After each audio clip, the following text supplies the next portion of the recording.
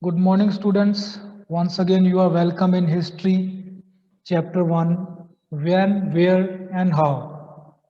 Let's take a recap of the chapter we studied in previous session, and then we will continue with the rest of the chapter.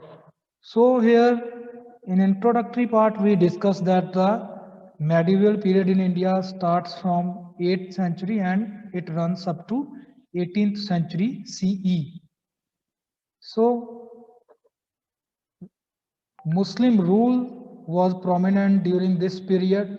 Okay, Delhi Sultanate and then Mughal Empire ruled over India.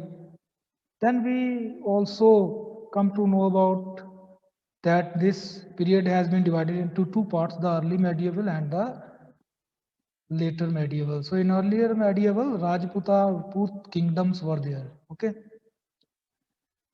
In ancient history and in medieval history, the India was known by different names. For example, Jambu Dvipa, Bharatvarsh, okay, and then Hindustan, Aryavrat, Saptasindhu, Hepta Hindu. All these were the names given to India by different scholars at different times of the history.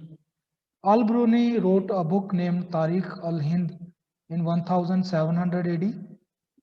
He was a traveler and writer.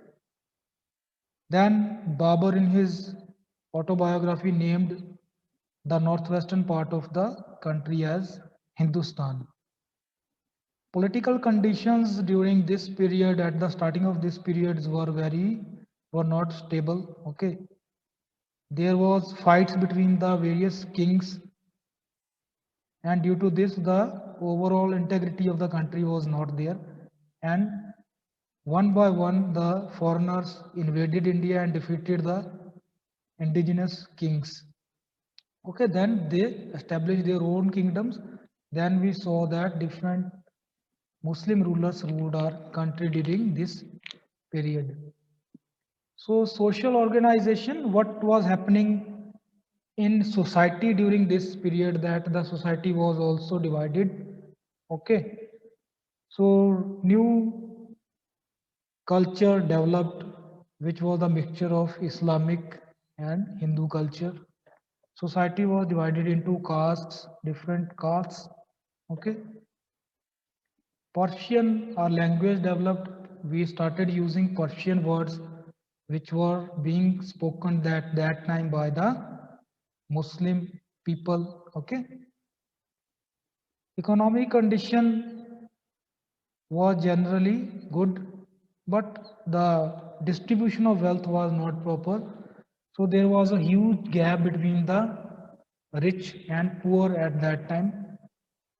So about religion, you know that there were a new religious religion came into effect, which is known as the Islam, and Sikhism also developed during this period. So literary sources of this period includes the chronicles. Chronicles are the chronicles are the records, court records, or the records of the rulers, okay, arranged in the date wise, okay, whether decreasing or increasing order. Okay, so date wise arrangement of king's activities or about the events about king, they are known as chronicles or anything written about the kings. Then commentaries, royal orders, farmans, folklore dramas, autobiographies, biographies, etc. These are the literary sources of that period. Okay, that is the medieval period. The literary sources of the early part of medieval India are found in the form of manuscripts. Manuscripts are handwritten records preserved in the archives. Okay, so we can divide these sources of history into indigenous and foreign accounts, these literary texts. Okay, those books or writings which are written by our own people, by the people of our country, writers of our country, they are known as indigenous records. And those are written by the foreigners who came here, traveled here, and written about our country. They are known as the foreign accounts. Okay, we can also divide in literary sources into religious records because there are various books related to religion. This they are called a sacred literature. There are dramas and folklores in the form of Katha Sarita Sagar. Okay, here dramas are written.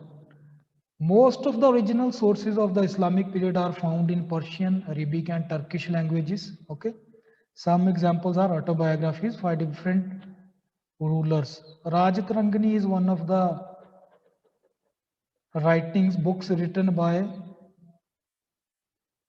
the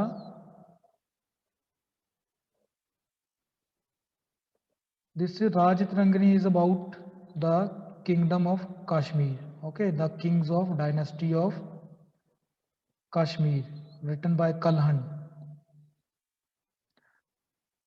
Accounts of foreign travelers includes Ibn Battuta's Rihla, okay, Abu Razak also wrote an account on the conditions of the kingdom of Vijayanagar.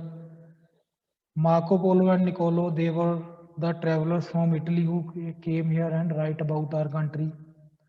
Okay, so here you can see various types of coins issued by different rulers at different times of the medieval period, which are the rich source of history. Then we have also various inscriptions and temples. Okay, paintings also make one of the rich source of medieval history. So in this chapter till now we have learned about India had been called by a number of names in the past, but none of them refer to India in the present sense of the term. In India, the medieval period stretches from the 8th to 18th century. So what is present sense of the term is now India, we know that India is from includes northern India and southern India, east, west, all. But at that time, India was also regarded as the northwestern part of India, including Pakistan. Okay. Monuments, artifacts, and coins and paintings are a few important archaeological sources. Sources of information for the study of the medieval period are classified into two categories, namely literary and archaeological. So many European travelers visited India during the medieval period. Their accounts constitute an important source of information. Now here we will start book work.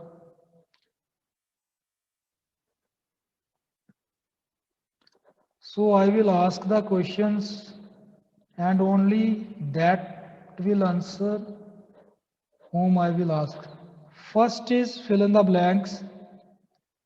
So Muskan is saying yes.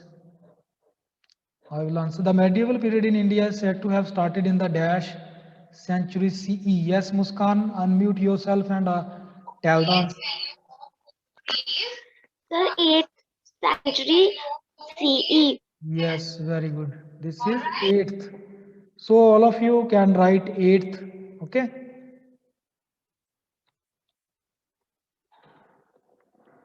So it's 8th century CE. Now next one is dash and dash were the common names of India in the past. What will come here? Dash and dash are the common names of India in the past. Yes, who will answer this question? Yes, Muskan.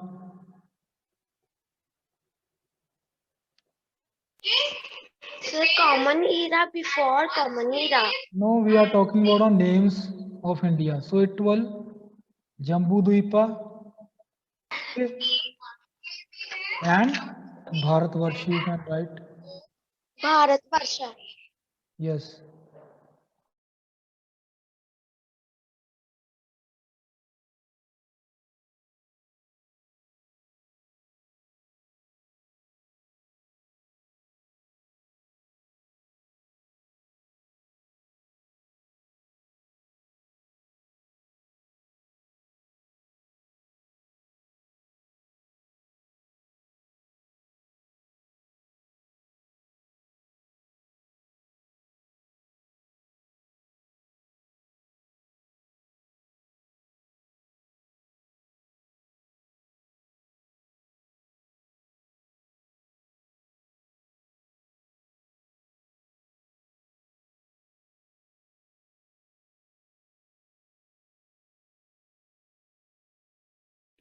Name the book written by Al-Biruni.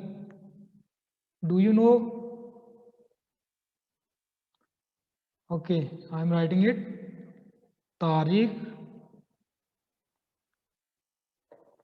So the name of the book was Tariq al-Hind. Tariq al-Hind. Yes.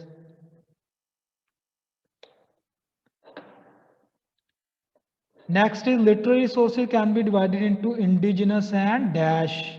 Very easy one. We have just studied it. Yes, anyone? Yes, Arpita. Indigenous and foreign. F-O-R-E-I-G-N. Foreign. Dash is the study of coins.